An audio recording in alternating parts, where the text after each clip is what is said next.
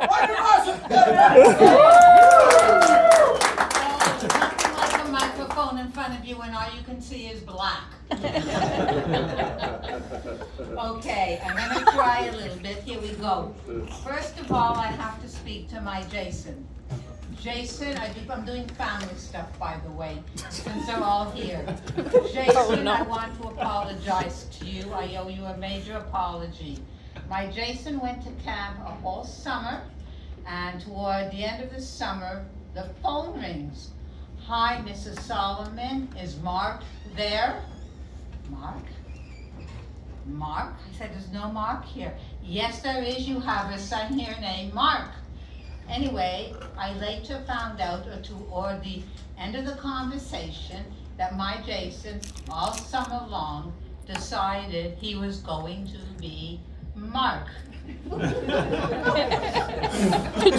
True story. He thought it was very funny. I thought I should kill him.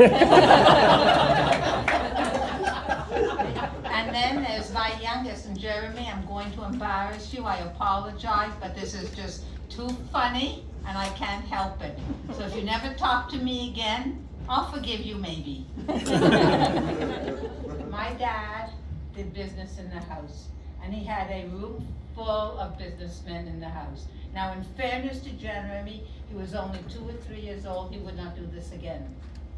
Okay? There's no way he would try this now. Honest, I promise. Okay? This is absolutely true. Anyhow, he comes out, this little innocent boy. And these kids know where I'm going, you know. This little innocent boy comes out. Daddy, can I show your friends a magic trick? So what would you all say to your 2 or 3 year old?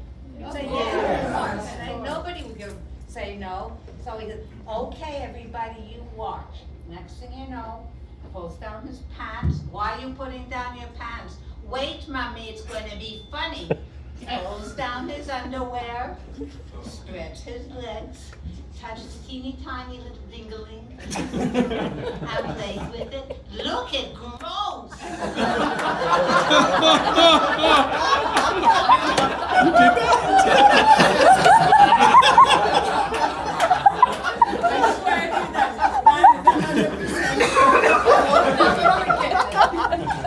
Jeremy, will you talk to me again? Jeremy's there.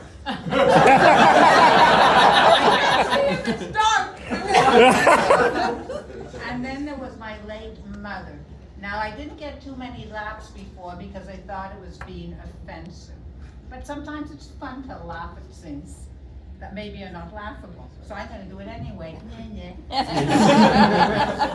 My mother was very deaf, unfortunately. And when she was deaf, things were a bit different. They didn't have all the fancy schmancy stuff around. So what happened was, she had a door with a buzzer. And if you buzzed through the door, lights would flash on and off, and her phone would ring. So she'd pick it up. Now, so the phone would ring, and then, hello, who's there? Who's calling? Who's there? Okay? And again, is anybody calling me? I'm here. And then we'd get it a little bit differently, okay? It would be, hello, hello, you guys stop it. The grandchildren, eh? She eventually realized the kids were doing it. But to listen to her, hello, hello. And these rotten kids would do it over and over and over a million times. So that wasn't funny.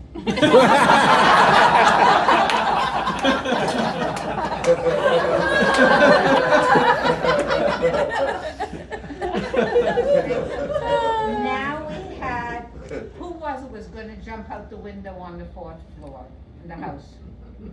One of my kids got me, I was very angry and I was going to punish them, and they decided they were going to run away. And of course, when you have a house that's 4 floors high, you run up to the 4th floor. And he goes running up, and I've never, ever, ever hit my kids. I don't believe in it. But for some reason or other, I still don't understand why, I picked up a hanger and chasing after a 4 flights of stairs with that handbrake. It kind of worked. He came in. I have never hit my kids, ever. I don't believe in that. To me, any kind of hitting a child is abuse. And that's my that's my political statement. Now, before I started, let me say something seriously. I'm talking about colonoscopies. I'm going to be very funny. I'm trying to get one of my boys to hear me very clearly. Once you hit 45 or 50, no matter who you are, colonoscopy saves lives. It's not the end of the world. And that's really, really important. I know it's humor, but sometimes, that really holds very close to me. Anyway, by the way, I'm fine. They check me in and out. But anyway. Let me talk to you about what happened to me, okay? You're at home and you do the prep. The prep is just so much fun. It is really a ball, okay? They give you 4 liters of stuff to drink. And now the taste of it isn't that bad. I mean, you live through it, okay? So you drink 2 liters, and for me it was an hour and a half doing things, thinking, this is no big deal. And all of a sudden, no big deal. And then all of a sudden, I gotta go. You never get there on time. Never. It doesn't happen. It's part of the game. So that you know when it's over, and you know that if you take care of yourself and you don't have to do it again for 10 years, you're going to be very good. So you go into the bathroom, okay, and you sit on the toilet, 15 minutes, 20 minutes, half an hour, nothing happens, so you figure, it's over.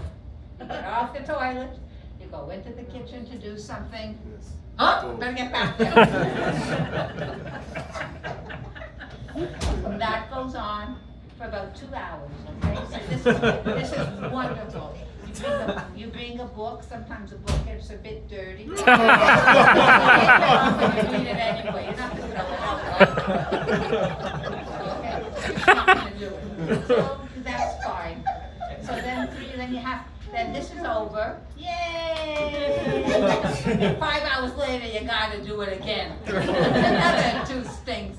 And at that point, you're cursing at your doctor. Right? So you do it again.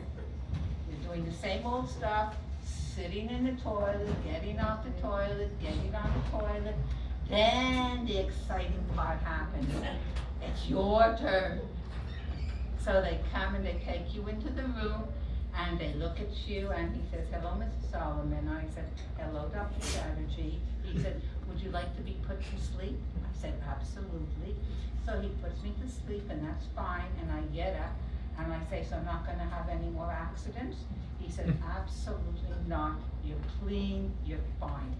This is wonderful. Doesn't it sound great, everybody?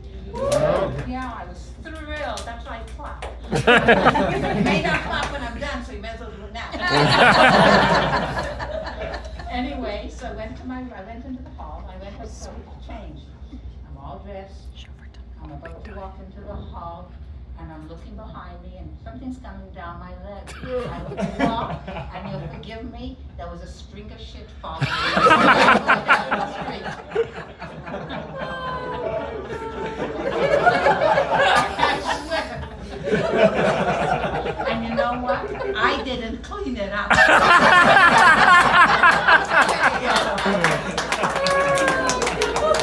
And I am done, guys.